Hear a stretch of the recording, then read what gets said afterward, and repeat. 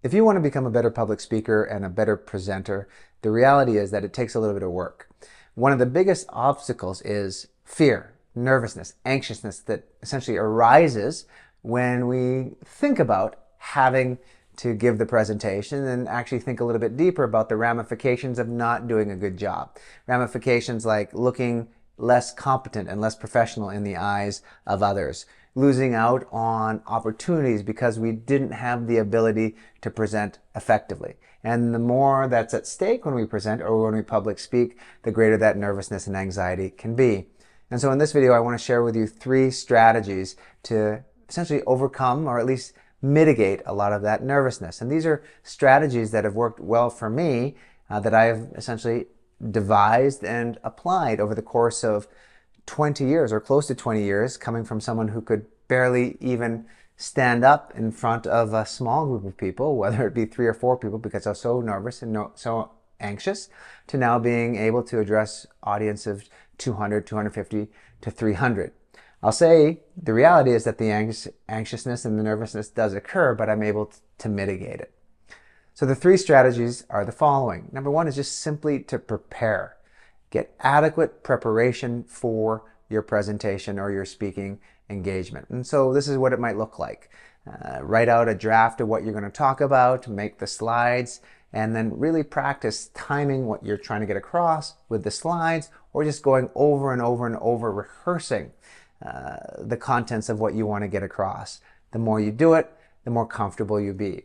For myself, I try to practice, depending on how important the presentation or the pitch is, at least 10 to 15 times. I'll do some while I'm just walking, just talking to the air, and then others I'll actually record in front of a video camera so I can go back and take a look at. So that's the first strategy, simply to prepare. The second strategy is simply to engage the audience, That means interact with them, look at them, make eye contact with them, right? Ask them questions, get them involved in the conversation, because that makes it so much easier than if it's just a monologue. Because now the onus isn't on you trying to remember everything and get across a lot of information. Just ask different audience members questions throughout your presentation or your pitch. Just get them involved in some capacity.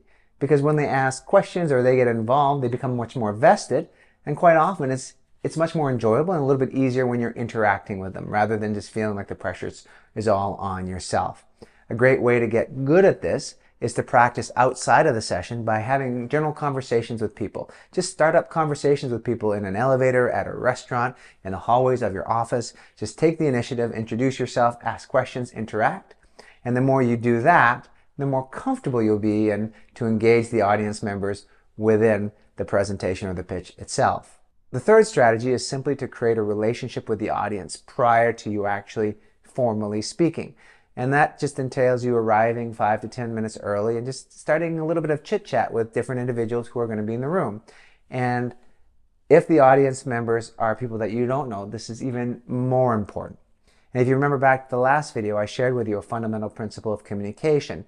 And that is, in every communication, there are 2 factors that are always involved. There's the relationship factor and the message factor. And the relationship factor serves essentially as a barrier, right? Or a filter that determines whether or not a message will get through or not. A way of thinking about this is, if someone knows you, someone likes you, or they have some sort of rapport with you or connection with you, they're going to be much more receptive to the message that you're trying to get across. But if they don't know you, they don't like you, they don't know what you're about, then the message has a harder time getting across. So the point is, get there a little bit early, create connection with the different people, so that when you do actually speak, there are people that you can look at and kind of exchange, building off of the second point, and engage them and bring them into the conversation of your pitch or your presentation. If you found this video useful and you'd like to learn more about the services that I offer, whether it's training or speaking, visit my website at www.johngodoy.com or email me directly at john@johngodoy.com. Let's have a conversation.